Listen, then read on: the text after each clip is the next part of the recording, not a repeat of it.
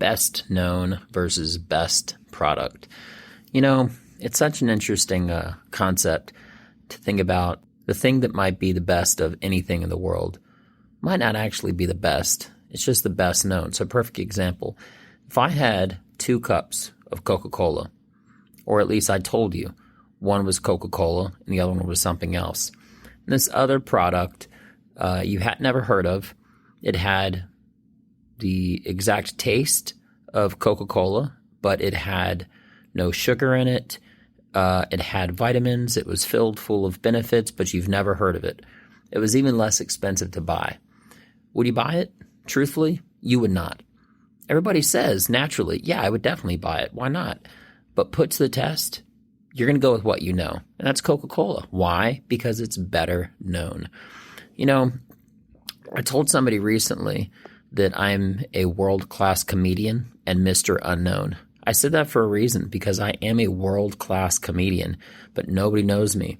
And that's the biggest thing that I'm really working on fixing, correcting, modifying, and making sure the world recognizes, you know? I mean, there's a big difference between believing in yourself and mathematically just knowing that something is true.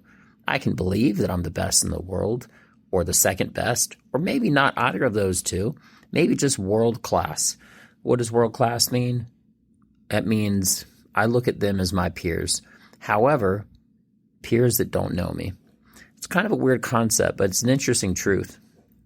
You know, anytime somebody told me recently they wanted to hire me as a comedian, but they wanted to compare me to other people first. So there was a comedian.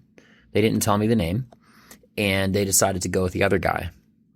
And I said, why? And they said, well, because this guy has been on, he's had multiple specials, and he's internationally known. This guy got the job, $5,000 for doing about 45 minutes to 1 hour of comedy. He flew into this guy's house, really rich guy in Texas, the guy that was actually going to pay for this. That was the factor. As a matter of fact, there's a new comedy club near my home in Fort Worth, Texas, and I called to find out if I could speak to the manager, what I had to do to start to get booked at this comedy club. The first question, not if I was funny, not if I was great, not if I was amazing, not even if they could see a video clip of me. The first question they asked me was, how many followers do I have on my Instagram? Pretty wild, right? Actually, as a matter of fact, if you recall Sansa from Game of Thrones, she actually had an interview where she admitted that there was another actress that they were going to go with. But because that actress that did Sansa, something like Sansa, you know?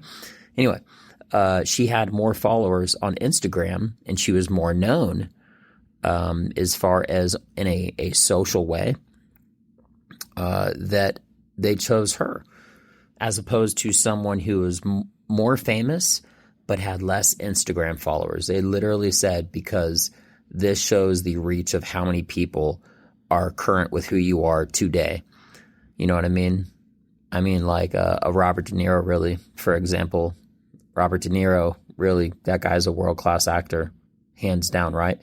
But in this day, in this age, in this generation, he's known a lot less than somebody like a Chris Hemsworth. You know what I mean?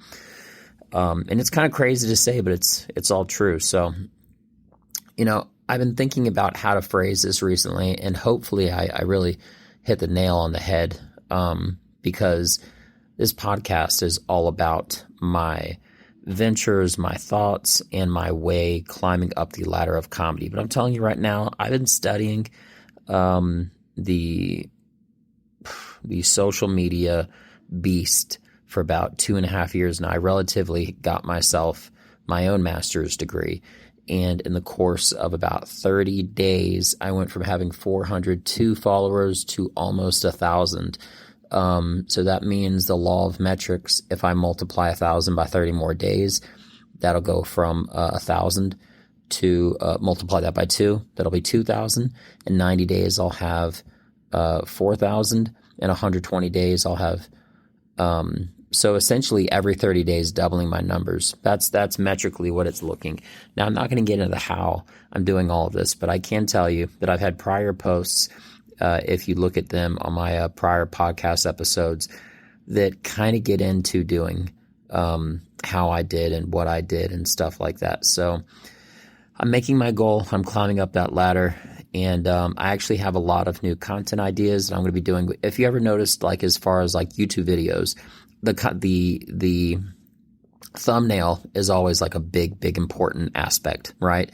And the thumbnail meaning the picture of what the video is about. Then there's the description of the video. It's something you can't really look away from. It's like even if you look away from it, you're going to continue to think about it. Every single title of every single Instagram video that has hundreds of thousands of millions of views all has 99.99% catchy titles, and they really hook you and they try to get you in, and that's the whole purpose, right? So I've also learned how to do all of that, but I'm going to take it one step further in making I don't want to get into it, but basically like high quality videos for each of my podcast videos, having to do with the actual documenting the video itself, not past the thumbnail and past the description. So anyway, hopefully something that I said just made you sort of think about something and shift your thoughts as far as what is best and what is best known. But make no confusion about this. I'm a world-class comedian.